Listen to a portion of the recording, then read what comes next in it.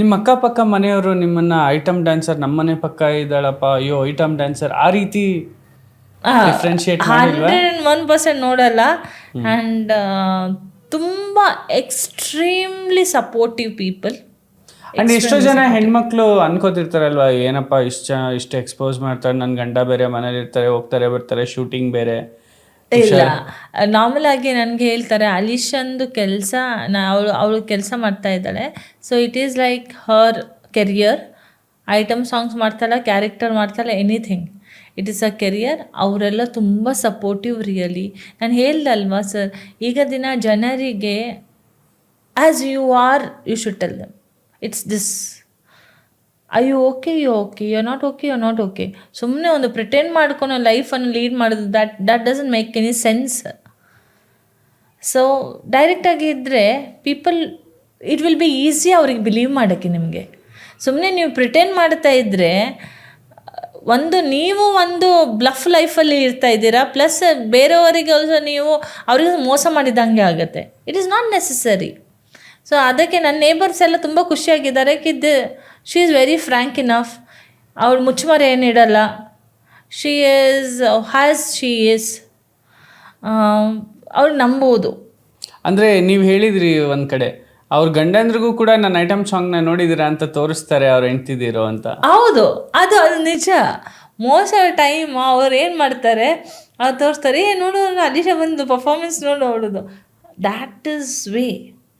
ಏನು ಗೊತ್ತಾ, ಅವರಿಗೆ ಫೀಲ್ ಬ್ಯಾಡ್ ಆಗ್ತಾ ಇಲ್ಲ. They have taken me has me. ಏನು ಗೊತ್ತಾ ಸರ್, ನಿಮ್ಗೇನು ಅನಿಸುತ್ತೆ, ಬೆಂಗಳೂರಲ್ಲಿ ಯಾರು ಶಾರ್ಟ್ ಡ್ರೆಸ್ ಹಾಕಲ್ಲ ಸರ್?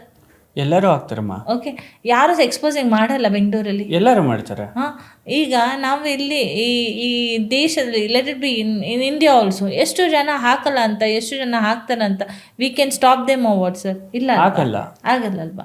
ಸೊ ಏನು ಗೊತ್ತಾ ಸರ್, ಈಗ ಒಂದು ಆರ್ಟಿಸ್ಟ್ ಐಟಮ್ ಸಾಂಗ್ ಮಾಡ್ತಾ ಇದ್ದಾಳೆ ಅಂದರೆ ಅವ್ರು ಶಾರ್ಟ್ ಡ್ರೆಸ್ ಹಾಕ್ತಾರೆ, ಅದೇನು ತಪ್ಪ? ಇಲ್ಲ ಅಲ್ವಾ? ಅದು ಏನು ಚಾನಲ್ ಟಿ ವಿಯಲ್ಲಿ ಬಂದಿದೆ ಅಲ್ವಾ? ಟಿ ವಿಯಲ್ಲಿ ಬರುವಾಗ ನೀವು ನೋಡಿದರೆ it is entertaining you and it is just she is dancing and she is performing. ಆ ಟೈಪಲ್ಲಿ ಯಾಕೆ ನೋಡೋಕ್ಕಾಗಲ್ಲ?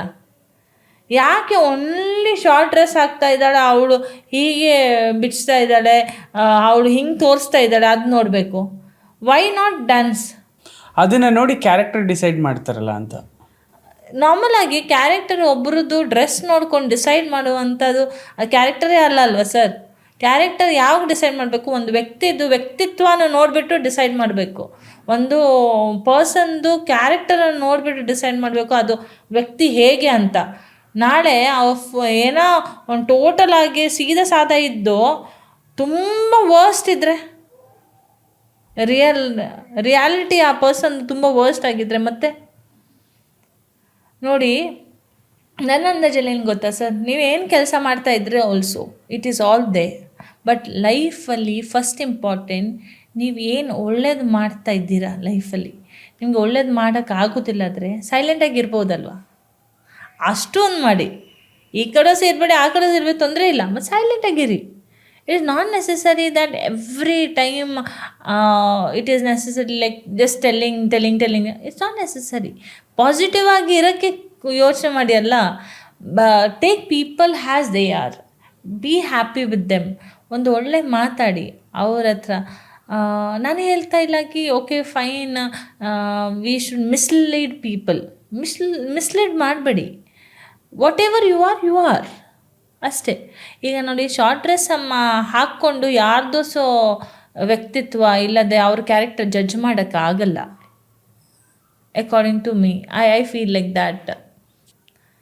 ನಾನು ಹಾಕುವ ಬಟ್ಟೆಯಿಂದ ನನ್ನ ವ್ಯಕ್ತಿತ್ವನ ಜಡ್ಜ್ ಮಾಡೋಕ್ಕಾಗಲ್ಲ sir.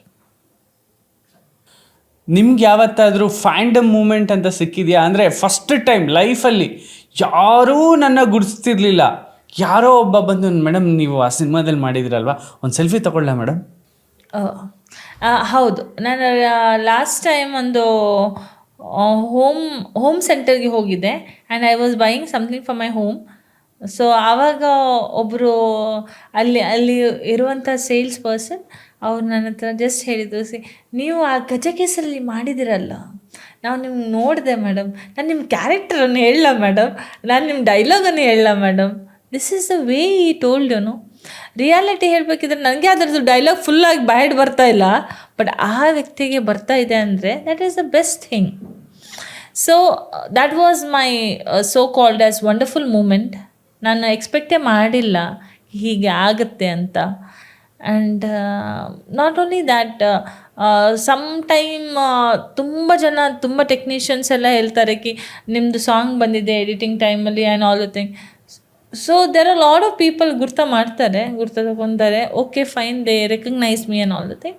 But this was a person out of the industry ಯಾರು ರೆಕಗ್ನೈಸ್ ಮಾಡಿತ್ತು. This was my first person. But ನನಗೊಂದು ಡೌಟ್ ಇದೆ, ನೀವು ಬೆಳೆದಿದ್ದೆಲ್ಲ ಮಂಗಳೂರಲ್ಲೇ, ಹೌದು. ಅಂದರೆ ನೀವು ಬದುಕು ಕಟ್ಕೊಂಡಿದ್ದು ಬೆಂಗಳೂರಲ್ಲಿ, ಬಟ್ ನಿಮ್ಮ ಕನ್ನಡ ಯಾಕೆ ಇಷ್ಟು ಅಸ್ಪಷ್ಟವಾಗಿದೆ ಅಂತ?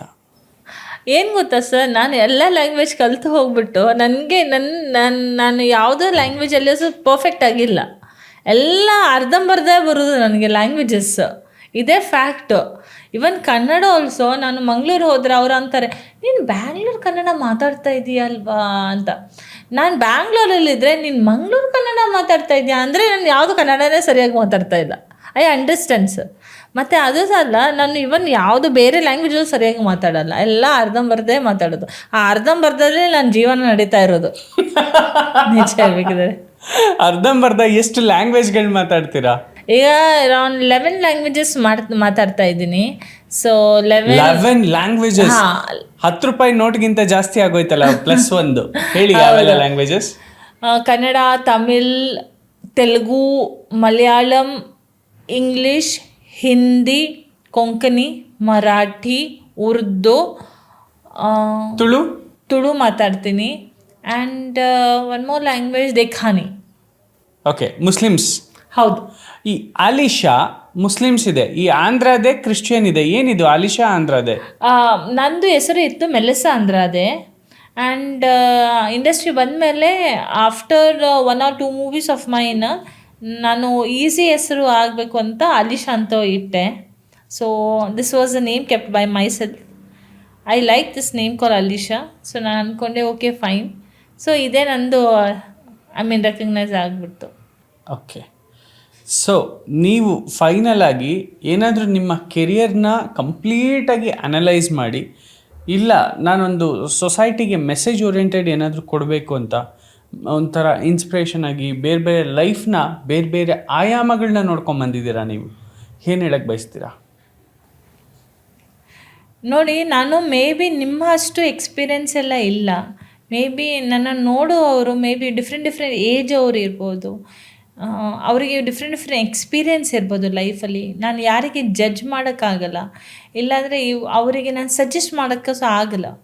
ಬಟ್ ನಾನು ಏನು ಅಂದ್ಕೊತಾ ಇದ್ದೀನಿ ಲೈಫಲ್ಲಿ, ನನ್ನ ಅಭಿಪ್ರಾಯದಿಂದ ನಾನು ಏನು ಅಂದ್ಕೊತಾ ಇದ್ದೀನಿ ಅಂದರೆ, life is very simple, it is very short. ಲೈಫನ್ನು ಬೆಸ್ಟಾಗಿ ಲೀಡ್ ಮಾಡಿ. Don't take tensions. ಓಕೆ, ಟೆನ್ಷನ್ನಲ್ಲಿ ಯಾವುದು ಡಿಸಿಷನನ್ನು ತೊಗೊಳ್ಬೇಡಿ. ಸ್ವಲ್ಪ ಟೈಮ್ ಆರಾಮಾಗಿ ಕೂತ್ಕೊಂಡು ಯೋಚನೆ ಮಾಡಿ then take a decision.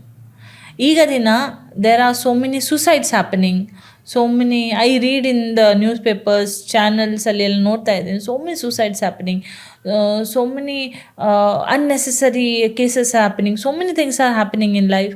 Not only that, ಈಗ ದಿನ ಮೇ ಬಿ ಯಂಗ್ಸ್ಟರ್ಸ್ ಇಲ್ಲಾದರೆ maybe any generation people, they all are taking decision unnecessary and all thing. But ನಾನೇನಂತ ಇದ್ದೀನಿ, it is more important, you have to sit, wait and then think once and then take a decision. ಅದು plus ನಾನೇನು ಅಂದ್ಕೊಳ್ಳೋದು, career is something which is beautiful, personal life is something beautiful. You should know how to balance it. Balance ಮಾಡೋಕ್ಕೆ ಕಲಿಬೇಕು. ಯಾರು ಕಲಿತು ಬರಲ್ಲ, balance ಮಾಡೋಕ್ಕೆ ನಾವೇ ಕಲಿಬೇಕು. And keep everybody happy. Okay, ಯಾರಿಗೆ ಆಲ್ಸೋ ನಮಗೆ ಅವರಿಗೆ ಏನೋ ಹೆಲ್ಪ್ ಮಾಡೋಕ್ಕೆ ಆಗೋದಿಲ್ಲಾದರೆ let us be silent and be happy for them. Okay, at least ಅವರಿಗೆ ನಮ್ಮ ಕಡೆಯಿಂದ ಏನಾಗುತ್ತೆ ಅದು ಸಹಾಯ ಮಾಡಿಕೊಂಡು ಅವರು ಖುಷಿಯಾಗಿದ್ದರೆ it is good. Let us be happy with that. Thanks for watching this wonderful episode. So ಇದೇ ರೀತಿ ಪ್ರತಿಯೊಂದು ಎಪಿಸೋಡನ್ನು ಕೂಡ ವಿನೂತನವಾಗಿ ವಿಶೇಷವಾಗಿ ನಿರ್ಮಾಣ ಮಾಡ್ತಾ ಇದ್ದೇವೆ. ಇದಕ್ಕೆ ನಿಮ್ಮೆಲ್ಲರ ಸಹಕಾರನೂ ಇರಲಿ. ತಪ್ಪದೇ ಸಬ್ಸ್ಕ್ರೈಬ್ ಮಾಡಿ ಕನ್ನಡ ಪಾಡ್ಕಾಸ್ಟ್. ಹಾಗೆ ಈ ವಿಡಿಯೋ ನಿಮಗೆ ಇಷ್ಟ ಆದರೆ ಮಿಸ್ ಮಾಡದೆ ಶೇರ್ ಮಾಡಿ and don't miss to like our episodes. Thanks for watching. Subscribe ಮಾಡಿ ಆ್ಯಂಡ್ ಬೆಲ್ ಐಕಾನ್ನ ಕ್ಲಿಕ್ ಮಾಡಿ so that every episode is gonna be notified. Keep watching. Spread smile forever.